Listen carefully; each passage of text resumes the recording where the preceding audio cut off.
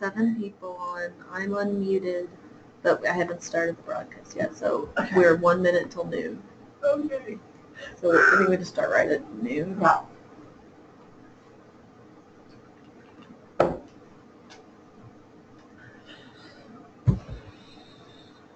Seven. Come on, people. I know. They'll join on. John about it. It's like they just joined on. It's like raised for 10 minutes, raised for, I don't know what that means, so I'm sure they're fine.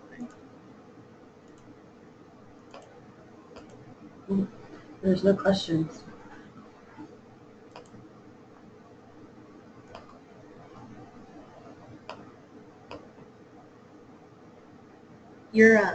Whenever you're like clicking through your cursor, right, was in between, like in the middle of the screen, but now it's like over. So I think that's good, but like just so it's not like in the middle of the PowerPoint, you know. Yeah. I'll keep it to the side like this. That's perfect. Or Can whatever you see it now? No, I can't see it now. I can see it, but it's in the black part, so it's not cool. It's not distracting. Okay. Oh, 10 people on. Doing good. All right. Well, it's noon, so let's get kicked off. Are you ready? Go back to the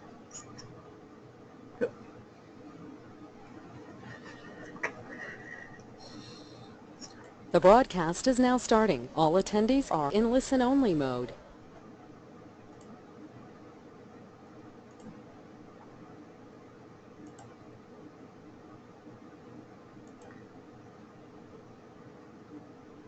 Thank you for joining us today for our webinar with Shep Hyken, the Chief Amazement Officer of Shepherd Presentations. He is the New York Times and Wall Street Journal best-selling business author of the book we gave out at our Spark Conference, Moments of Magic, as well as several others. For those of you that weren't with us in New York, we'll go ahead and send you a copy as well. Before we get started, I want to take a quick moment to thank our corporate sponsor, Essilor, for giving us the opportunity to bring you this webinar today. Good morning, Shep. Hey, it's great to be here. I'm excited, and it's like I'm back here in New York City, but we're going to be talking about what we talked about in New York City. Exactly. And we'll give, I know we talked about what we're going to do. We're going to give them a little recap. So for those that were there, this is a little bit of a review, very short. We did almost 2 hours. We're going to do this in about 5 or 10 minutes. All right. And then we'll kind of expand on a couple of ideas. And for those that weren't there, you get an idea of what we did. Plus, I think if anybody wants the notes, I sent you notes. I understand that you sent them to the people that were there. Correct. Did you send them to anybody else? We sent them right now just to those that attended the conference in New York. All right. Would it be okay if anybody emails you to send them? Absolutely. So how do they email you? I'm sure they know. Absolutely. They just email me at angie.vera@optiport.com. All right. And I know we need to spell Angie. Yeah, A-N-J-I-E. Exactly. It took me like a month to figure that out. So that was my little moment of misery. I'm sorry. That's all right. That's all right. So, Shep, at our Spark Conference in New York, you discussed moments of truth, moments of misery, and moments of magic, as you just mentioned. Give us a little highlight on that. Sure. And so let's do that. And that's the whole premise of everything I do. Back in 1983 or 84, there was an article that was written by Jan Carlson. Jan Carlson was the former president of Scandinavian Airlines. And he was brought in to turn the airline around. It was losing literally millions and millions of dollars monthly, and I don't know if that was going to put them out of business or not, but it was bad. Wow. So he brought everybody into an airplane hangar in each city. They had a presence. So he had these big meetings, big airplane hangar, hundreds, thousands of employees, and he said, here's what's happening. The passengers aren't flying on our airline anymore. So, or they do fly, but they don't come back.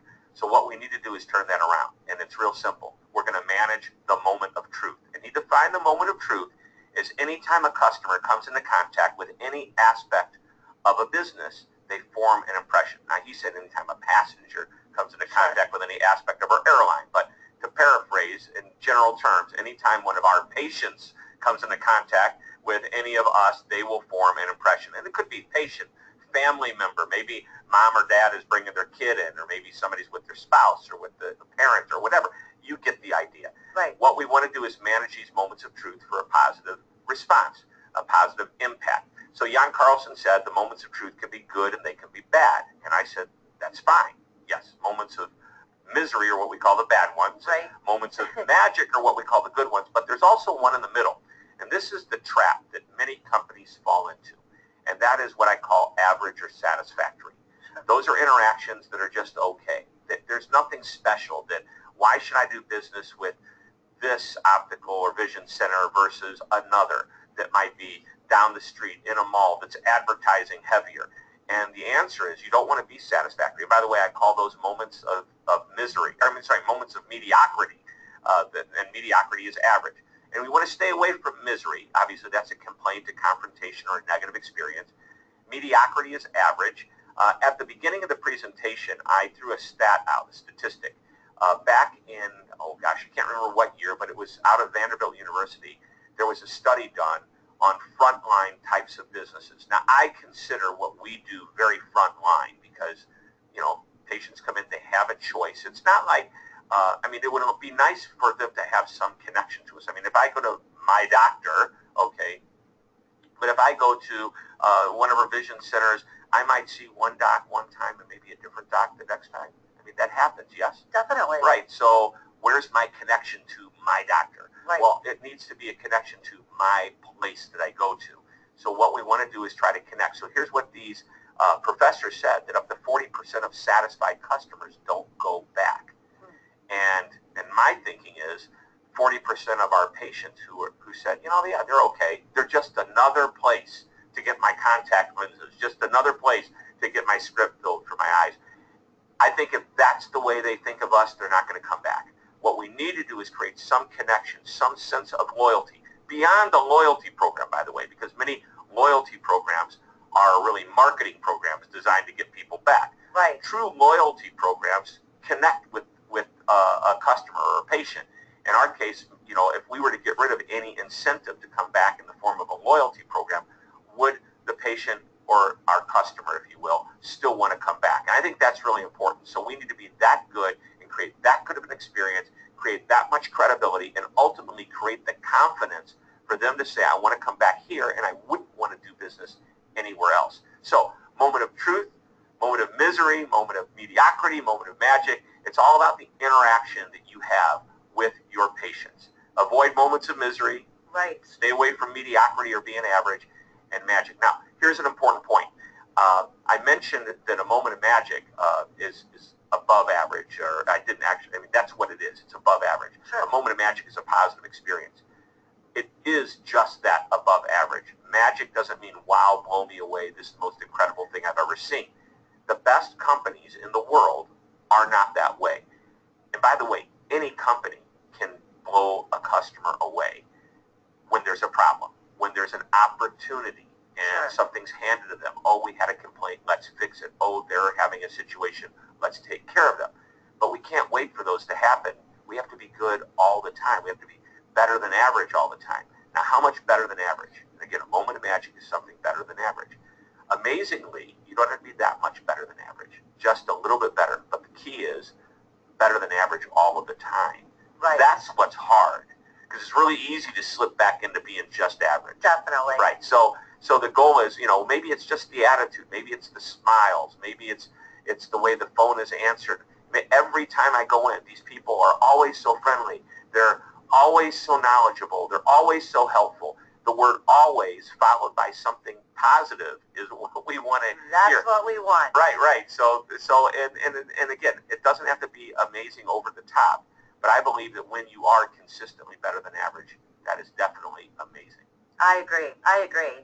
And Shep, can you provide us with some strategies and concepts that they can use to create these moments? Sure, and we did that. We gave everybody a top 10 list, if you will. So I have that top 10 list with me, so I'm going to do a very quick, if I can do this in 5 minutes, that would be great, because if we did it in 30 or 40 minutes. Right, sounds good. Yeah, I don't know if everybody wants to hang on and stare at the screen for the next 45 minutes. But here they are, really quickly.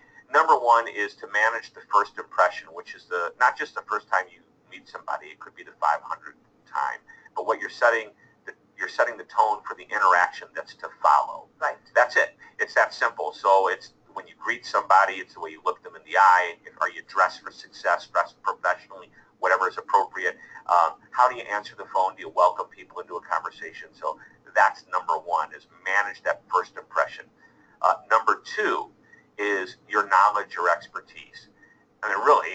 you're a vision center, you're expected to be somewhat knowledgeable in what it is that you do. So if somebody has questions, you should be able to answer them. But here's the important thing. You don't actually have to have the information to be able to answer the question. You have to know where to go or who to go to get the information. Right. Maybe you're not the doc, so maybe you're talking to a patient and then you go and get the information and bring it back. That's credible. You need to be straight up. Say, hey, that's a great question. You know what? I'm going to go check with Dr. Bob or Dr. Mary or whomever. I will find the answer. Yeah, I will find it, and I think that's just as important. And when you get back in a timely basis, if not even just in a moment or two, I think people are very impressed, and it creates confidence. And remember, I used that word confidence earlier. That's a word we used throughout the presentation. I kept talking about the goal is when you create confidence, you create loyalty. So it's a huge part of the value proposition. I agree. So number 3 is simply to build rapport, and that is to communicate on a level what I would call past eyes, okay, past business, and that means you talk about things that are going on in the world. I mean, you have that little opportunity to interact, and what do people like to talk about more than anything?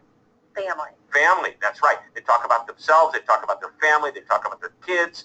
Specifically, when you say family, it's usually about the kids. Right. Yeah, don't ask them about their husbands and wives because they're going to come and go. But the kids are going to be kids. And always be the kids. Here's the thing, we have our database, on our patients, and when they come in, we pull up information about them. Right. There might be a field or two in there that allows you to put something personal. Hey, the last time they were in, they mentioned that they were getting ready to go on an amazing trip. The last time they were in, they mentioned their kid's going to graduate, or their daughter won a soccer game, or some, interesting tidbit that you could put in there. So when they come back, you could say, hey, the last time you were here, I noticed you were going on a trip. How was that trip? Right. So you see what's going on? That's a great idea. Yeah. So you're building rapport.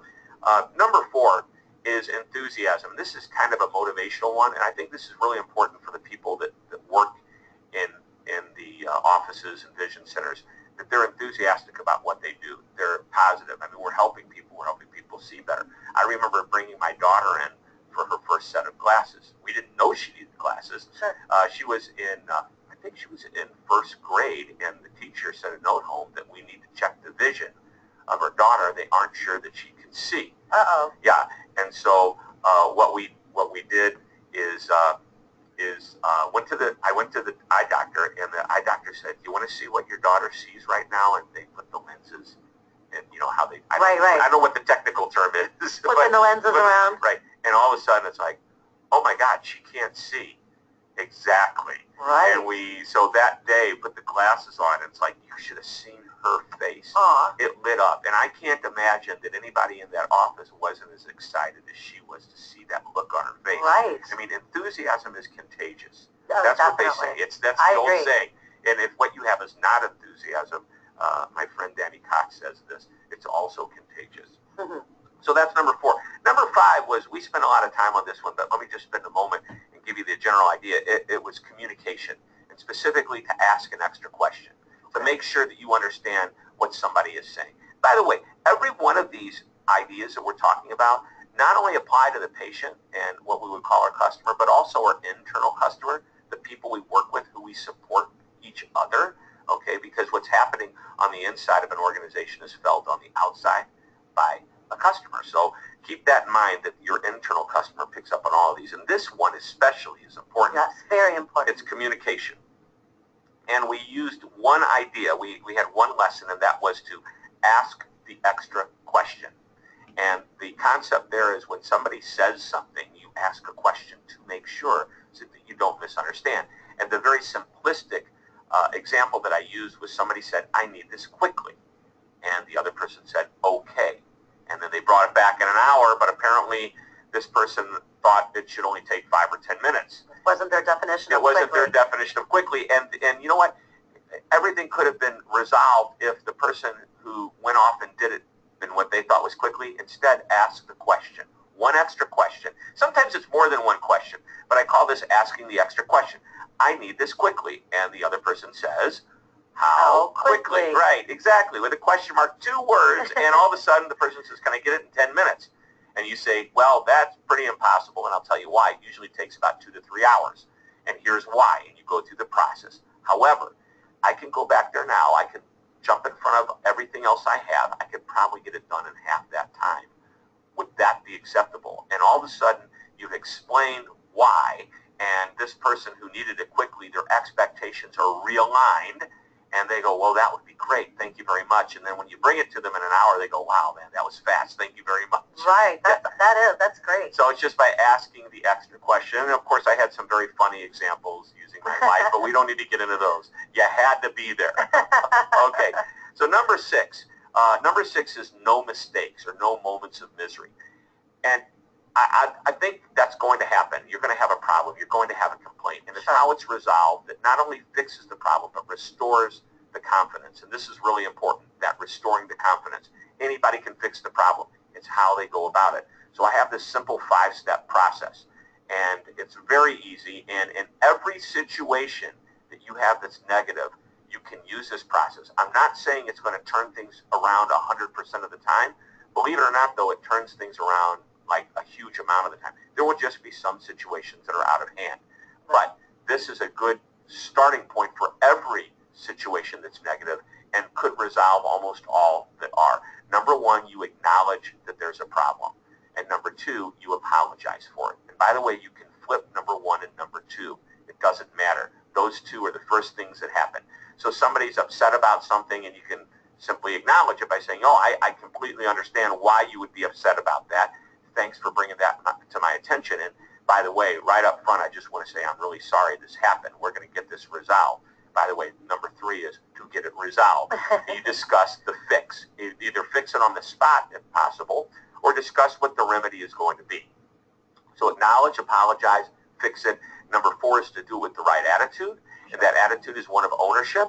And that means it comes to you. It may not be your fault, but it's your opportunity. You may not even be the person that ultimately takes care of the problem, but you own it until it's properly handed off. What you don't want to do is say, you know what, you came in here last week. I was on vacation last week, so this is not my fault that this happened. The buck. Right. But you can say, you know what, I wasn't here last week. I need to find out more information.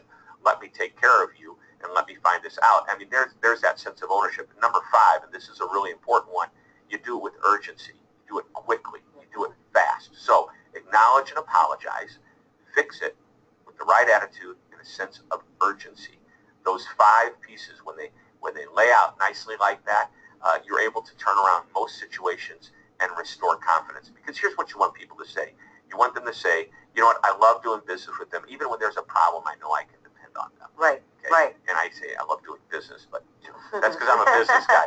All right, let's look at number 7 here. So let's real quickly, we've got manage the first impression was number 1. Knowledge, expertise was number 2. Building rapport, number 3. Number 4 was enthusiasm, and it's contagious. Number 5 is to ask that extra question. Number 6 we just covered, which is to hopefully have no moments of misery. But when there are, we now have a little process in which to deal with them. So number 7 is quality at every turn. And the real simplistic idea here is that, you know, we pretty much sell a commodity. I mean, anybody can go anywhere to get their glasses, right, get their contact lenses, and whatever other needs they have provision. And what we want to do is we want to have a high quality product, because people want that, and we also want to deliver it with high quality service. So your great product without delivering it with good service means that patient or that customer is going to go somewhere else and find it elsewhere. Oh, okay? Absolutely. Number 2, if you have the best service in the world, but your quality of your product, and I might say the product might be, you know, the diagnosis and the you know, vision test and all that. If you don't do that properly and it's wrong or whatever, and I can't imagine it would be much of the time, but I'm sure there are times that happens.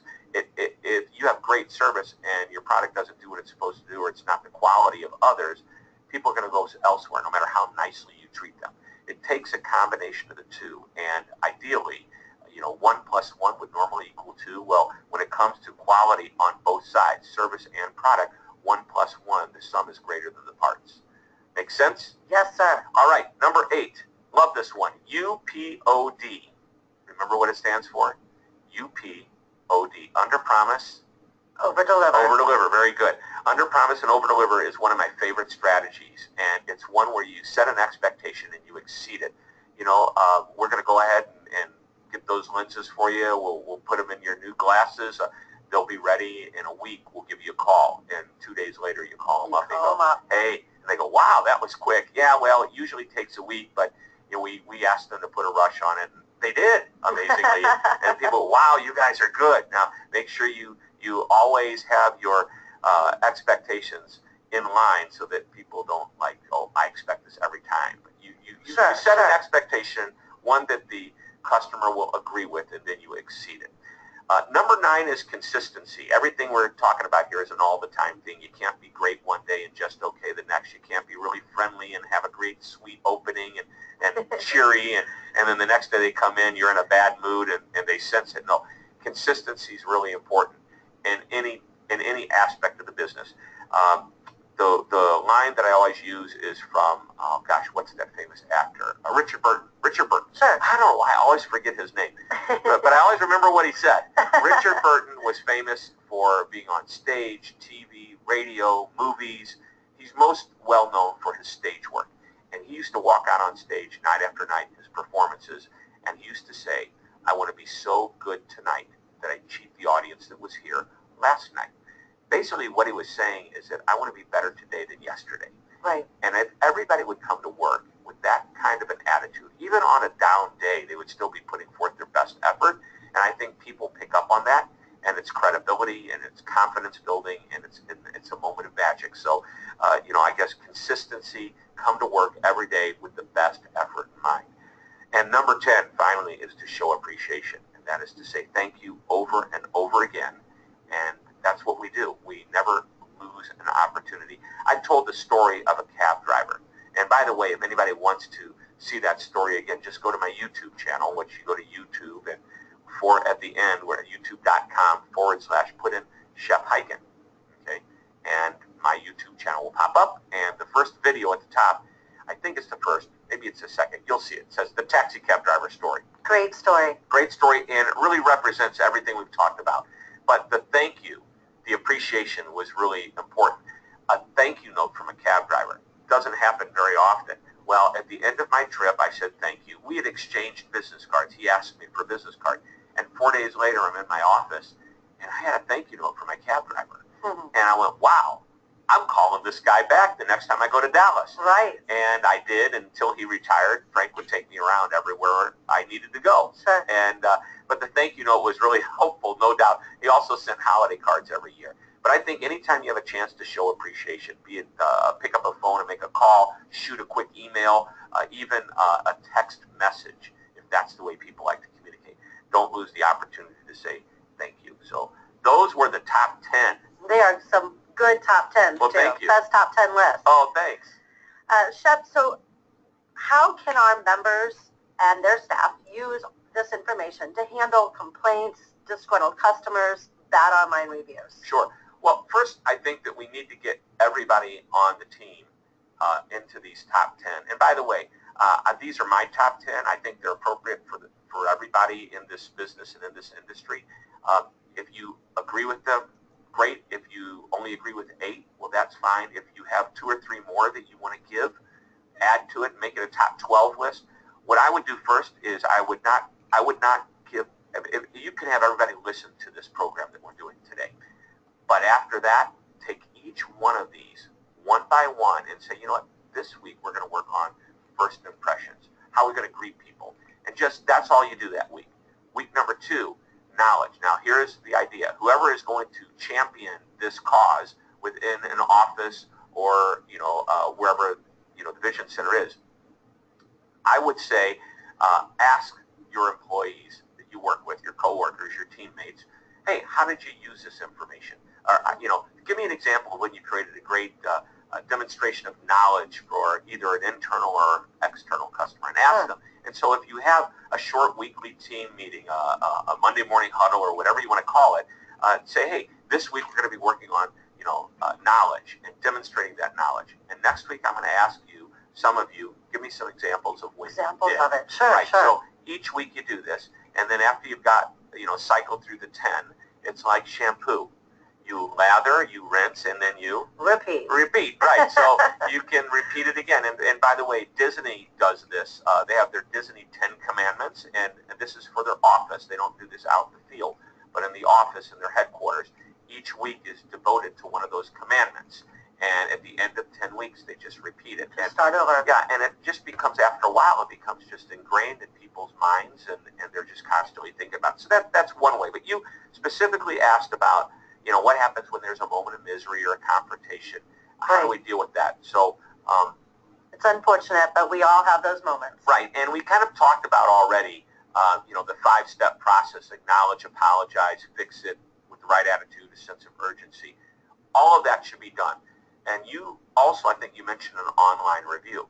Yes. I hate when that happens. We get a negative online review. But here's the most interesting thing. There was a study done by Northwestern University, I think just earlier this year, and they said that perfect online reviews, perfect 5-star, 5 out of 5, right, does not do as well. In other words, when people are deciding what business they want to do or where they want to do business, a 4.2 or a 4.4 actually scores higher. So imperfection, I think, proves you're real. That's a good point. But let me take it a step further. As you look at the reviews, if you simply ignore the review, that's the worst thing that you can do, because that is what people are looking for. Sure, this person only gave us 2 out of 5 stars. Why did they do it? And what did the company do about it? So the company needs to go in and respond to that review. And it might even say, boy, I am really sorry this happened. This isn't the way we typically do business. We want to take care of you. Let's take this offline. Let's see what we can do to resolve this issue. And so here's what happens.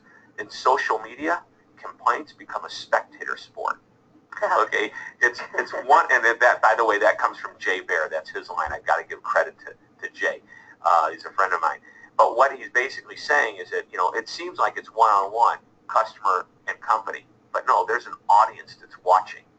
The peanut gallery. The peanut gallery, if you will.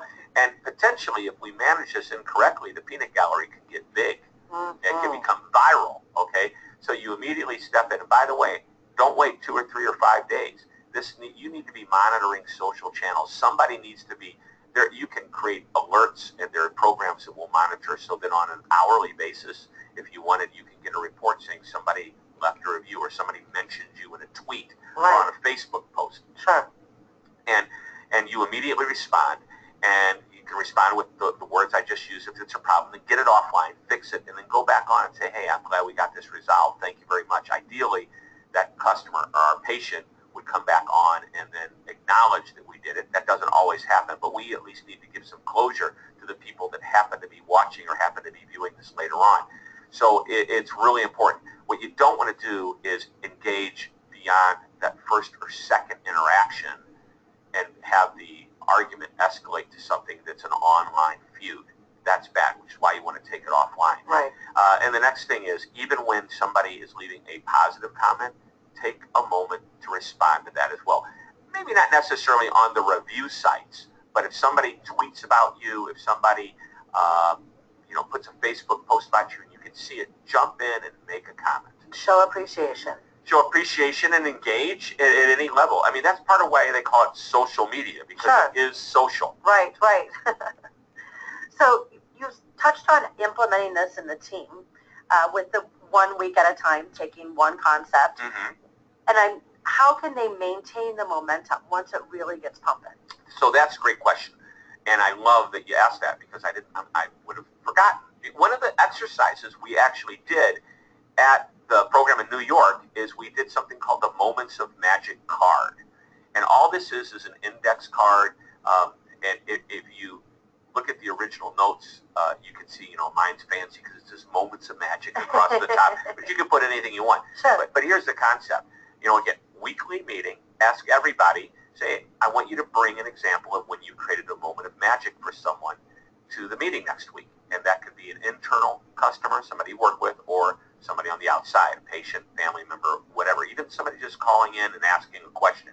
So here's what happens. People freak out over this. Oh my gosh, I got to come up with a moment of magic. It's important to remind them that a moment of magic is just something above average. And if one of our patients says, you know what, you guys are just so friendly, ask why. Or, say, I'm glad you feel that way. Or is there something we did? Ask why you feel that way. What did we do to make you feel? And when they say, it's just when I come in, the way you greet me, boom, That's my moment of magic for the week. There you go. It's just, when they came in, I said hi and I smiled, okay? And you know what? They appreciated that.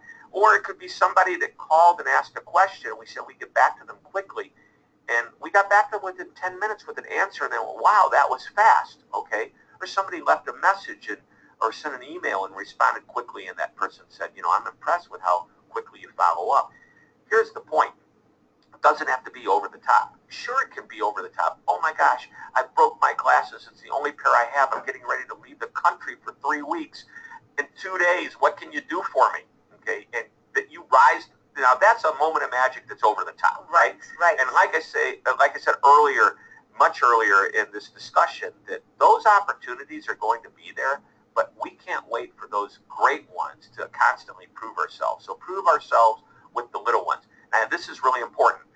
It's an every week thing. For example, in my office, everybody comes in on our Monday morning meetings, and we start off, what's your moment of magic for the week? And many of them are, somebody was impressed that I called them back quickly. Sometimes it's bigger than that, but most of them are the day-to-day things. One of the things, by the way, that was cool about hearing over and over again, they were impressed that we called them back quickly. We defined what quickly would be in our business. What is quickly? Most people would say, well, if we get back to them no later than the next day, they're usually impressed. Right. Well, to me, that is really a laggard. That's not quickly. That's maybe average at best. Our definition of quickly is that we get back to somebody the same day, ideally within 3 hours of any email, any phone call. If it's at the end of the day, it makes sense to call them back the next day. Sure. But if you call me at noon, you're not going to hear from me at 5 o'clock in the afternoon or the next day. You're going to hear from me probably by 2 or 3, or somebody on my team will respond to you. Sure. And we decided, after hearing how many people were impressed, that we responded quickly to formalize what quickly meant. So you'll start to hear some of the same things over and over again. And you'll say, you know what, let's make that just part of our normal everyday procedure. That makes sense. Makes perfect sense. So the Moment of Magic card, very powerful. It's the #1 tool that we give our clients. And they say, when they use it, and that's the key, you don't say, oh, let's just do it one time. You do it over and over and over again. And you know what, if it gets stale, try something different. Say, okay, a little twist. Moment of magic. This week you're talking about yourself. Now you get to talk about somebody else next week. So you find somebody and recognize that they've created a moment of magic and share that with the team. Don't do that all the time. You want them to be aware of their own actions. So maybe once every month or so you'll drop that one in. Or let's do something different this week. Let's not just do a general moment of magic. I want you to think problem solving. What was the moment of misery that you turned around? It could be just somebody had a question and didn't know what to do when you helped them, but if somebody had a problem or a complaint or a real issue, it may not be our fault. Somebody breaking their glasses isn't our fault, okay? But if we gave them, something that wasn't right, that is our fault. How quickly do we fix it? Right. So use that as the example so you can play around with it and mix it up a little bit. Sounds like a plan. Shep, any last minute thoughts? Well, a couple of things I want you to think about. We've been talking about this whole concept of great service. And service, everybody thinks, is for the front line. And I already mentioned you have internal customers, people that you work with. Recognize this. Service is not a department. Service is not just for the front line. It's everybody's job. It's a philosophy. Delivering great service is a philosophy to be embraced by everybody. The doc, the part-time employee, everybody is delivering a level of service and interacting with people. And recognize that moment of truth is every interaction that you have with the people you work with or do business with. So manage it, make that a moment of magic. Well, Shep, thank you so much for sharing this knowledge with us today. And do you have any other additional resources that they can use to help maintain their momentum? Well, sure. Well, you're already sending them, a couple of different resources you're already giving them, and that is, #1, you've given them this program we're doing. Absolutely. They can pick up the notes. If they weren't at the event, they should contact you. And again, you give them your email address again, Angie. Angie.vera@optiport.com. Yeah, and you probably know how to get Angie. So get those notes. If you didn't get a copy of Moments of Magic, the book, which is a book that closely followed this speech, you've got copies for the members. Definitely. We'll be sending those out. Just let me know you'd like a copy. Right, and then the final piece, and if it's a little bit of a pitch, if you love what you heard today, we have all of this in an online training course. We have a number of courses, and if you go to Shep On Demand, that's because you want me on demand 24 hours a day, 7 days a week. I am in your face, coming to you through the computer screen. But no, all of this content and much, much more. The basic program is called the Customer Focus. We have a whole program on dealing with complaints. We have, for leadership, a great program on how to create the culture of an organization. So all of that's there. Just go to shepondemand.com. You'll be taken to my virtual university. That's a great resource if you really want to take this to another level. That sounds great. Shep, thanks again. We appreciate you and appreciate everybody joining us today. My pleasure. Thanks for having me. And I always like to sign off by saying, always be amazing. Perfect.